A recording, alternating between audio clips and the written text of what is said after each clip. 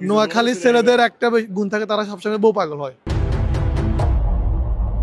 তার উদ্দেশ্যে একটাই কথা বলা, যাই করো ফেম কমাই করো। হ্যাঁ, সব ছেলেদের সাথে তো ফেম করো, কথা বললে সে ফেম করে, কথা বললে তার ফেম হয়ে যায়। না আমি দেখছি তো, আমি নিজে তার দেখছি 6-7টা, আমি নিজে দেখছি।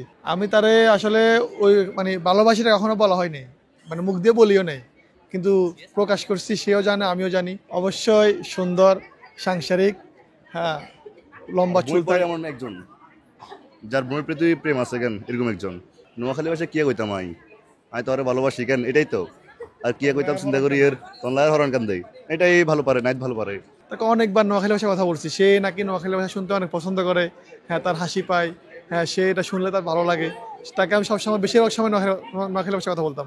তাকে আমি নোয়াখালী ভাষায় বলতাম হচ্ছে যাই, মানে সে আমাকে জিজ্ঞেস করতো যে আচ্ছা তোমাদের এলাকায় হচ্ছে এই যে ফেফেকে কি বলে। হ্যাঁ, আমরা বলতাম যে ককিয়া।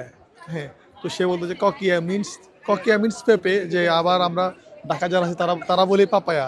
হ্যাঁ, আমাদের নোয়াখালী ভাষায় বেশিরভাগ সময় আমাদের নোয়াখালী ভাষায় ককে হ উচ্চারণ করে। যেমন পাগল আমরা বলি হাগল। হ্যাঁ, পানি আমরা বলি হানি।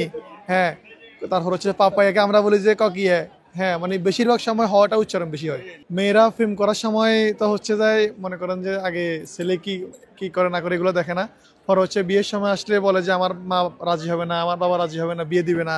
হ্যাঁ, পরে ফোরটার কষ্ট দিয়ে চলে যায়। বর্তমান হচ্ছে নোয়াখালী, আপনি হয়তো জানেন কিনা আমি জানি না, তারপরও আপনাদের উদ্দেশ্যে একটা কথা বলি।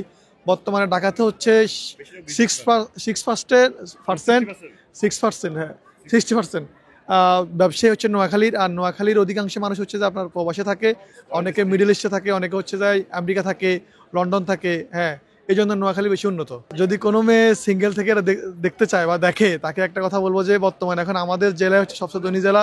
আমরা এই দেশের বেগুনতুন ব হুশালা। হ্যাঁ, যদি তোমরা আইতাছ টিয়া হুশা তো হেবে হেবে, স্বামীর মনও বেশি হবে। আর নোয়াখালীর ছেলেদের একটা গুণ থাকে, তারা সবসময় বউ পাগল হয়। কিছু মেয়ে টাকার পিছনে ছুটে, আবার কিছু মেয়ে ভালোবাসার পিছনে, সবাই তো এক না।